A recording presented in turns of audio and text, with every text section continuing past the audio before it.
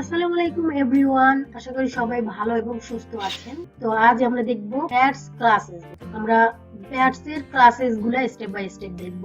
তো এটাকে আমি জাস্ট মিনিমাইজ করি বা ছোট করি। এট ফার্স্টে h1 ট্যাগ নিলাম। h1 ট্যাগের মধ্যে কন্টেন্ট দিলাম হেডিং। তো এর মধ্যে স্প্যান ট্যাগ নিব।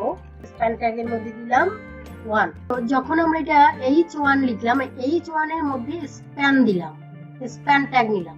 তো এই h1 ট্যাগটা এটা হলো প্যারেন্ট কন্টেন্ট, আর এই স্প্যান এর মধ্যে লিখলাম এটা হলো আপনার চাইল্ড কন্টেন্ট।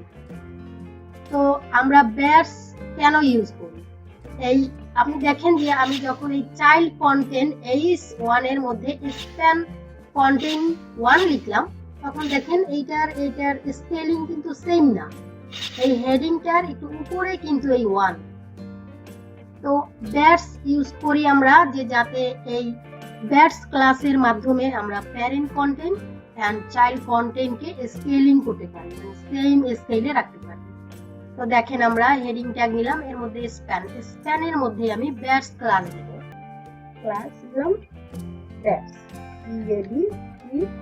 ব্যাটস। তখনই আমি ব্যাটস ক্লাস দিলাম, দেখেন এর স্কেলিং কিন্তু সেম হয়ে গেছে, একই পজিশনে আছে হেডিং, প্যারেন্ট এন্ড চাইল্ড। তো এর মধ্যে আরেকটা ক্লাস দিব, এটাকে আমি ব্যাকগ্রাউন্ড কালারের জন্য ব্যাটস হাইফেন যে কোনো একটা কালারের নাম দিব। দিলাম ড্যাঞ্জার। তো এইভাবে আপনি স্কেল ঠিক করতে পারেন এই ব্যাটস এর মাধ্যমে, এবং এর ব্যাকগ্রাউন্ডের কালার বা ডিজাইনও করতে পারেন। তো এভাবে আপনি ডুপ্লিকেট করে h1 থেকে হেডিং ট্যাগ h1 থেকে h6 পর্যন্ত আপনি সেম ভাবে করতে পারেন।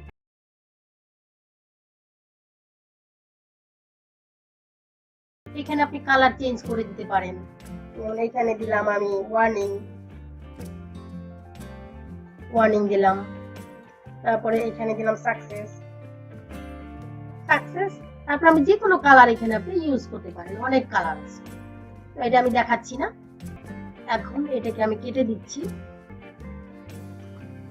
এখন জাস্ট শুধু আমি একটা স্প্যান ট্যাগ নিব, এর মধ্যে আমি স্প্যান ট্যাগের মধ্যে আমি ব্যাটস ক্লাস দিব, ক্লাস ব্যাটস, এর মধ্যে ব্যাটস কালার দিব bats hyphen info.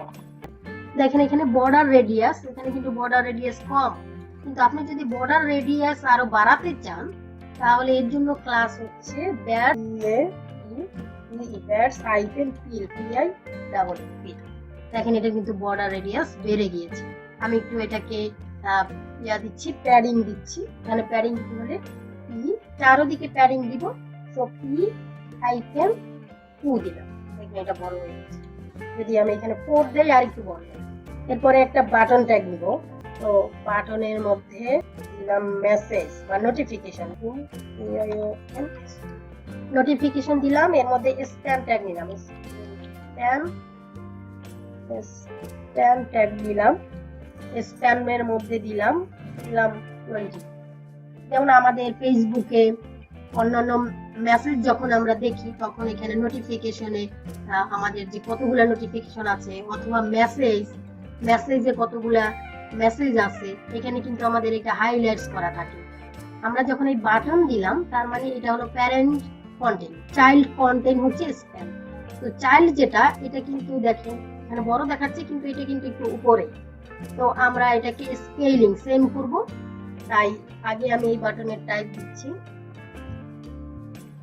Type button and class btn button দিচ্ছি এন্ড btn হাইফেন দিলাম ইনফো। এখানে আমি ব্রেক দিয়ে নিচে নামিয়ে দিচ্ছি, হিয়ার ওকে। এখন এটা তো আমি ডিজাইন করলাম, কিন্তু এটাকে স্প্যান ট্যাগ, এই স্প্যানের মধ্যে ব্যাটস ক্লাস দিব, ব্যাটস। দেখেন এখানে কিন্তু স্কেলিং হয়ে গেছে, এটা সাইজ আপনার সেম হয়ে গিয়েছে। তো এটাকে এখন আমি কালার দিব, ব্যাটস হাইফেন দিলাম এলআই ইউজ লাইট।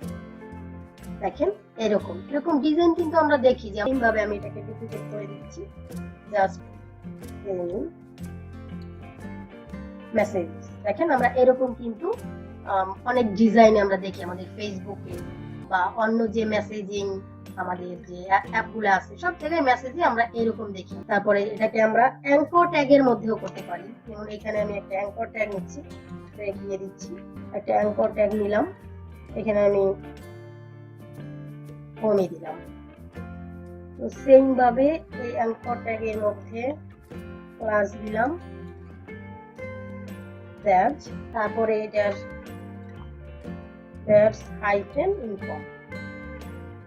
তো আমরা এরকম ভাবে লিংকের মাধ্যমে, এটা হলো লিংক ব্যাজ, লিংকেও আমরা এই ব্যাজ ইউজ করতে পারি। এখানে আমি আর একটু প্যাডিং দিয়ে দিচ্ছি, হাইফেন 3 দিচ্ছি। যদি এটা কেউ আপনার এরকম বর্ডার রেডিয়াস করতে হয় তাহলে যে ব্যাজ ফিল এটা ইউজ করবেন সেম ভাবে। তো এগেইন আমি আরেকটা দেখাচ্ছি যে এখানের এই বাটনটাকে আমি কপি করে নিচ্ছি।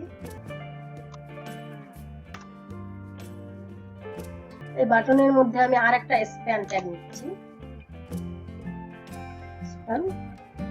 এখানে লিখলাম আনরিড মেসেজ, আনরিড মেসেজ।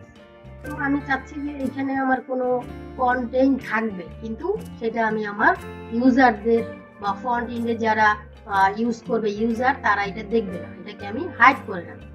তার জন্য এখানে আপনি ক্লাস ডিক্লেয়ার করতে পারেন, ক্লাস ইকুয়াল টু ডাবল কোটেশনের মধ্যে এসআর হাইফেন দিয়ে অনলি। দেখেন এটা আপনার হাইড হয়ে গিয়েছে।